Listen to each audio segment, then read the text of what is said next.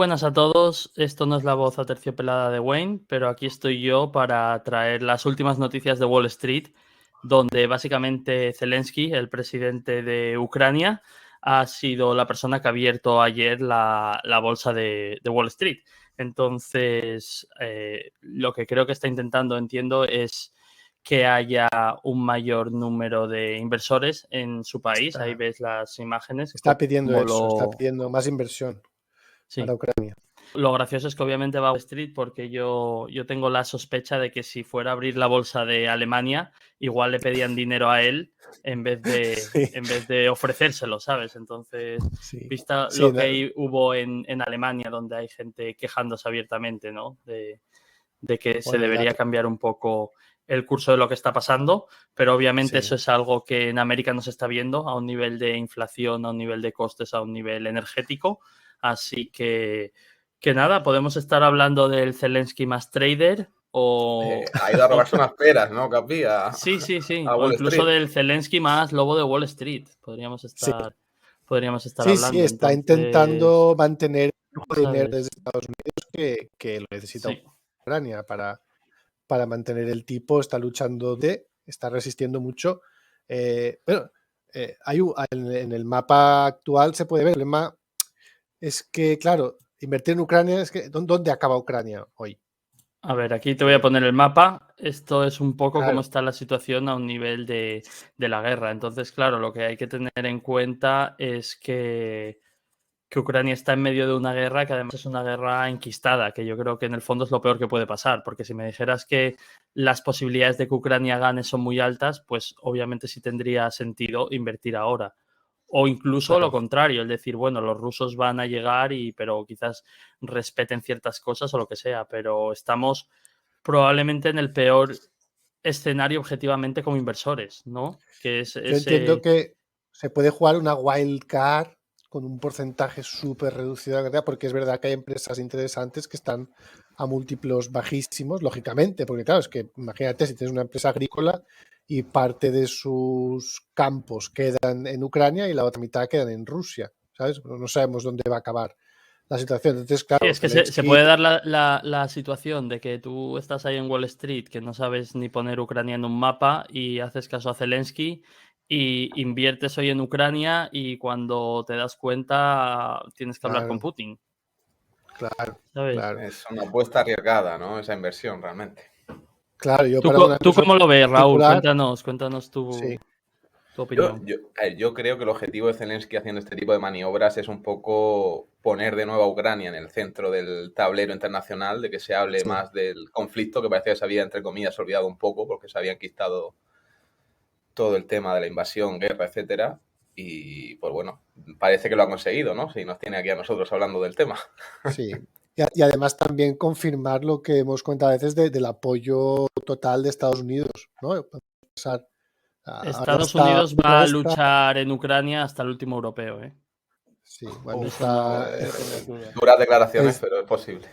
Igual que Europa está luchando en Ucrania hasta el último ucraniano, en cierto modo, me refiero. Aquí hay un tema que es un tema de flujo de armas por un lado y flujo de dinero por otro, que obviamente si es... Lo que está estancando la guerra en el fondo es eso, ¿sabes? Es decir, si ahora desde Occidente se dejara de mandar armamento a Ucrania, la guerra iría mucho mejor para Rusia, pero lo que quieren probablemente los europeos es precisamente eso, ¿sabes? Enfangar a Rusia. Entonces...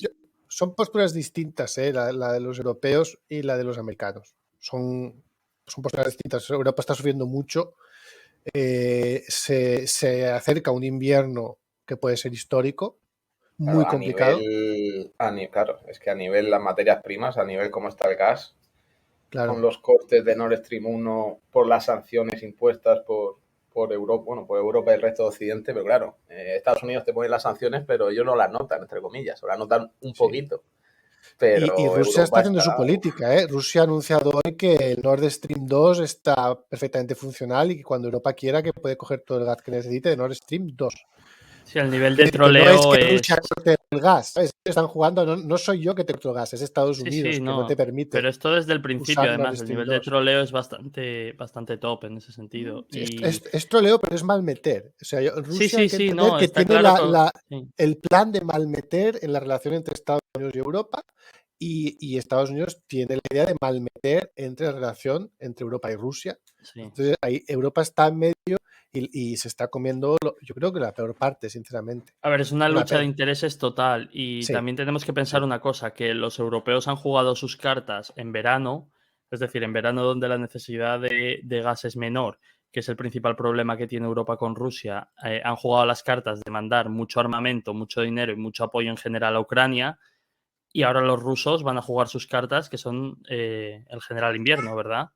Entonces, ahí es donde los rusos van a apretar y lo que la gente tiene que pensar, que si está ahora o la gente que se informa debería estar agobiada a un nivel de hacia dónde van las facturas, hacia dónde va la deuda pública de los países y demás, imaginaros lo que va a pasar esto donde vamos a estar en 3 meses. O sea, yo solo digo que la gente piense hoy, vale, 7 de noviembre, o sea, 7 de septiembre, ¿dónde vamos a estar un 7 de noviembre?